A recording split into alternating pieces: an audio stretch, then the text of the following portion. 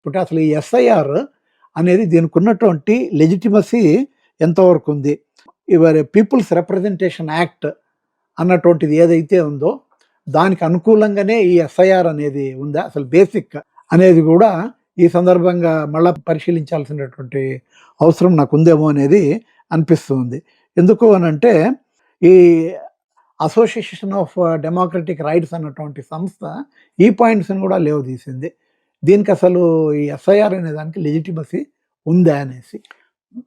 Election commission అండి ఇదేమి కొత్తగా మేము చేసింది ఏం కాదు, 2003లో చేసాము అని చెప్పారు, గుర్తుందా మీకు? అవును, 2003లో చేసి. ఇప్పుడు మీరు కానీ అంటే నేను 2003-2004లో ఓటర్ని, మీరు కాదు అవునో కదా నాకు తెలియదు. ఈ వీడియో చూసేటువంటి వాళ్ళు చాలా ఎక్కువ శాతం మంది 2003లో 2004లో కూడా ఓటర్స్. అవును కదా, అవును. వాళ్ళందరికీ నేను ఒకటే ప్రశ్న అడుగుతానండి, 2003లో కానీ 2004లో కానీ మీలో ఎవరైనా ఒక్కరైనా ఈ రాష్ట్రంలో తెలుగు మాట్లాడే వాళ్ళు ఎవరైనా సరే ఈ డాక్యుమెంట్లు పట్టుకుని ఎక్కడికైనా వెళ్ళి నేను ఓటింగ్ వేయడానికి అర్హుణ్ణే, యోగ్యుణ్ణే, ఇక్కడే పుట్టాను, ఇక్కడే నా పౌరసత్వం ఉంది అని ఎవరికైనా వెళ్ళి మీరు ఏమైనా సమర్పించారా? ఎప్పుడైనా లేదు కదా. మరి చేసేమంటారేంటి? ఏం చేశారు మీరు?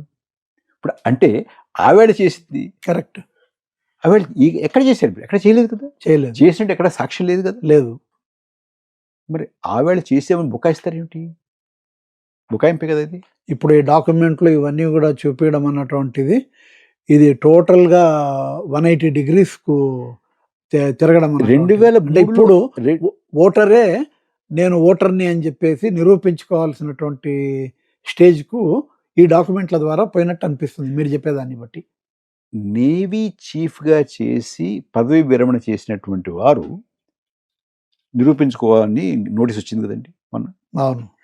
అమర్త్య సేన్ నోబెల్ పురస్కార గ్రహీత ఆయన 30-40 ఏళ్లగా ప్రపంచంలో ఉన్నటువంటి గొప్ప గొప్ప విశ్వవిద్యాలయాల్లో పనిచేసినా కూడా భారత పౌరసత్వాన్ని మాత్రం వదులుకోకూడదు అని భారత పౌరసత్వాన్ని అంటిపెట్టుకుని ఎన్నికలంటే పనిగట్టుకుని ఇక్కడికి వచ్చి వాలి ఓటేసి వెళ్ళేటటువంటి ఆయన్ని నువ్వు భారత పౌరసత్వాన్ని నిరూపించుకోని అన్నారు కదండి.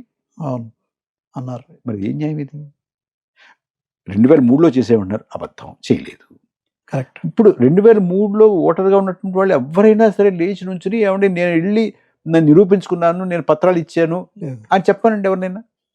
అంటే ఎంత అబద్ధం చెప్తున్నారు. కానీ ఇన్ ప్రిన్సిపల్ మన ఎలక్షన్ సిస్టంలో ఆ రకంగా ఓటరే వెళ్ళి నిరూపించుకోవాల్సినటువంటి పరిస్థితి లేదు. అది ఎప్పుడు లేదు. అది దరఖాస్తు అనేది ఎప్పుడు లేదు కదండి. లేదు. కొన్ని దేశాల్లో ఉంది, మనకు లేదు. మనకు లేదు. మన ఇండియాలో మనం అస్సలు ఇక్కడ నివసిస్తే సరిపోతుంది, మీరు ఈ దేశ సరిహద్దుల్లో ఉంటే సరిపోతుంది అనేది మన ఇది. అవును. చదువు లేదు, మరొకటి ఏ రకమైనటువంటి యోగ్యత అర్హత చెప్పలేదుగా మనకి. ఓకే. ఇంకోటి మనం ఇప్పుడు బీహార్లో ఏం జరిగింది అనే దాన్ని బట్టి మొత్తం తేటతెల్లం అయిపోయింది. అవును. ఇప్పుడు 12 రాష్ట్రాల్లో జరుగుతుంది. 12 రాష్ట్రాలు కేంద్రపాలిత ప్రాంతాలు, అంటే 9 రాష్ట్రాలు 3 కేంద్రపాలిత ప్రాంతాల్లో జరుగుతుంది. మీరు కాస్త ఓపిక పడితే అక్కడ ఏం జరుగుతుందో కూడా చెప్తాను మీకు. ఇప్పుడు జరుగుతున్నటువంటిది సుమారుగా 303 లోక్సభ స్థానాలకు సంబంధించినటువంటి ప్రక్రియ. ఇది కూడా మార్చి కల్లా పూర్తి చేసేస్తారు. బీహార్లో ఒక 42 అండి, బీహార్ 42 స్థానాలు పూర్తి చేసేసారు. ఇది ఇంకో 309, 303 ఉన్నాయి, ఇవి చేసేస్తారు. ఇందులో ముఖ్యంగా మీరు గమనించాల్సింది ఏంటంటే, అంటే ఇప్పుడు నాకు ఒక్కటి అర్థమవుతున్నటువంటి విషయం ఏమంటే అండి, ప్రేక్షకుల గురించి కానీ ఇది ఇప్పుడు ఈ రకంగా డాక్యుమెంటేషన్స్ కానీ ఒక సిస్టమ్ కానీ ఓటరు తను ఓటర్నని చెప్పుకునేటువంటి పరిస్థితి తీసుకురావడం అనేది భారతదేశంలో ఉన్నటువంటి మన సామాజిక వర్గాలను వీటినన్నింటినీ పరిశీలిస్తే అప్పర్ క్యాస్ట్ వాళ్ళు, చదువుకున్న వాళ్ళు, వీళ్ళందరూ కూడా ఏదో ఒక డాక్యుమెంట్ అన్నటువంటిది చూపించగలరు. అసలు డాక్యుమెంట్లు ఏమీ చూపించలేనటువంటి వాళ్ళ కేటగిరీ కిందికి దళితులు వస్తారు, ఆదివాసీలు వస్తారు, బహుశా పూర్గా ఉన్నటువంటి మైనారిటీస్ వస్తారు, వీళ్ళందరూ కూడా వస్తారు. వీళ్ళందరూ కూడా కూలీలు ఉంటారు, మైగ్రెంట్ లేబర్ ఉంటారు, వరదల బారిన పడినవారు ఉంటారు. వీళ్ళందరూ కూడా ఒక రకంగా ఎక్స్క్లూడ్ అవుతారు కదా. So this is against the basic principle of inclusion of voters in India. I think I'm clear. 100% ఇంకోటి ఇప్పుడు 9 రాష్ట్రాలు 3 కేంద్రపాలిత ప్రాంతాల్లో జరుగుతుంది. అవును. ఇప్పటివరకు మనకు ఉన్నటువంటి లెక్క, బయటకు వచ్చినటువంటి లెక్క ప్రకారం వాళ్ళు కొన్ని చోట్ల పూర్తి చేసి ముసాయిదా పెట్టారు. అందులో ఉత్తరప్రదేశ్లో 2,89,00,000 మందిని తీసేశారు. అంటే 18.7% మందిని తీసేశారు ఉత్తరప్రదేశ్. గుజరాత్లో 73 లక్షల మంది తీసేశారండి, అంటే 14.5%. తమిళనాడులో 97,37,000 మందిని తీసేశారండి, అంటే 15.19%. బెంగాల్లో 54 లక్షల మంది తీసేశారండి, అంటే 7.59%. రాజస్థాన్లో 42 లక్షల మంది తీసేశారండి, అంటే 7.65%. మధ్యప్రదేశ్లో 42,70,000 మంది తీశారండి, అంటే 7.45%. ఛత్తీస్గఢ్లో 24 లక్షల మంది తీశారండి, అంటే 12,88,000 మంది తీశారండి.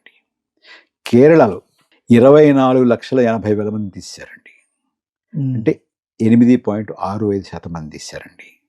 అండమాన్ నికోబార్లో 20.62% తీశారండి. పుదుచ్చేరిలో 10.12% తీశారండి. లక్షద్వీప్లో 2.47% తీశారండి. ఈ మొత్తం కలిపి 6.5 కోట్ల మంది తీశారండి. మురళి గారు, ఇప్పుడు మనది పెద్ద దేశం కాబట్టి 6.5 కోట్లే అనుకుంటాం, కానీ అవును, మీకు ఐడియా ఉందో లేదు అంటే మనం ప్రపంచవ్యాప్తంగా ఉన్నటువంటి దాన్ని ఒక్కసారి అది దృష్టిలో పెట్టుకుంటే అవును, 6.5 కోట్లు కానీ 6.5 కోట్ల కన్నా తక్కువ ఉన్నటువంటి స్వతంత్ర దేశాలు 170 అండి. 170 దేశాల్లో జనాభా, ఒక్కొక్క దేశంలో జనాభా 6.5 కోట్ల కన్నా తక్కువ. అంటే 170 దేశాల్లో ఉన్నటువంటి జనాభా ఒక దేశం అంటే 85 to 90% of the countries in the world వారికి ఉన్నటువంటి జనాభాయే 6.5 కోట్లు అండి. అంటే ఎంత పెద్ద ఎత్తున అంటే ఒక దేశాన్ని తీసేస్తారు అన్నమాట. అలాంటి దేశాలు ఈ ప్రపంచంలో 170 ఉన్నాయండి.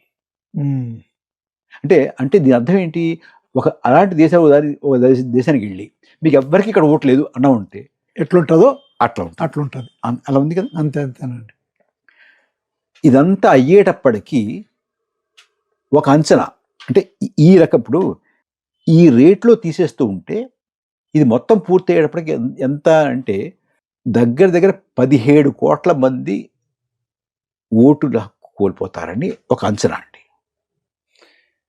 ఈ పేసులో నడుస్తే 17 కోట్ల మంది గనక ఓటు హక్కు కోల్పోతే దాని అర్థం, ఇందాక నేను చెప్పిన దాని ప్రకారం చూస్తే దాని అర్థం ఏంటంటే ప్రపంచంలో ఒక 25 దేశాల్లో మాత్రమే 17 కోట్లు దాటి జనాభా ఉన్నారండి.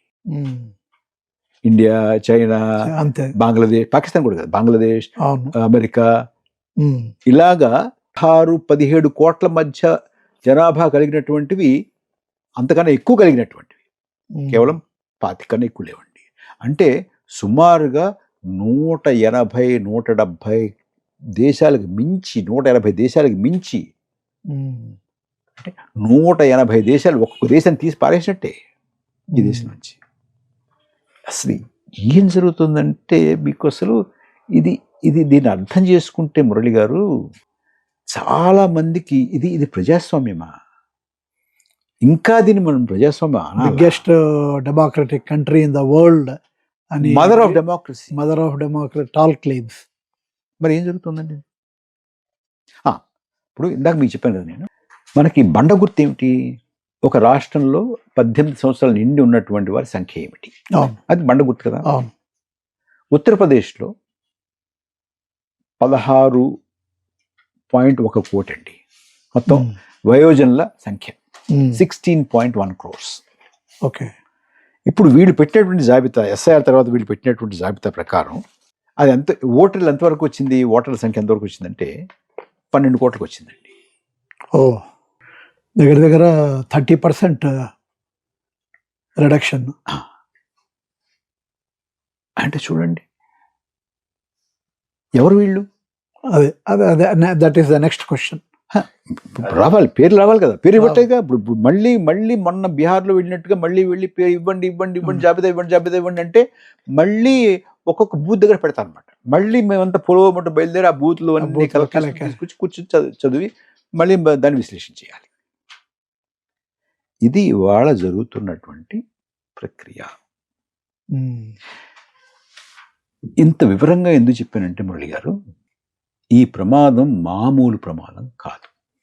ఇదంతా, ఈ ప్రక్రియ అంతా ఇంకొక 4-5 నెలల్లో పూర్తవుతుంది.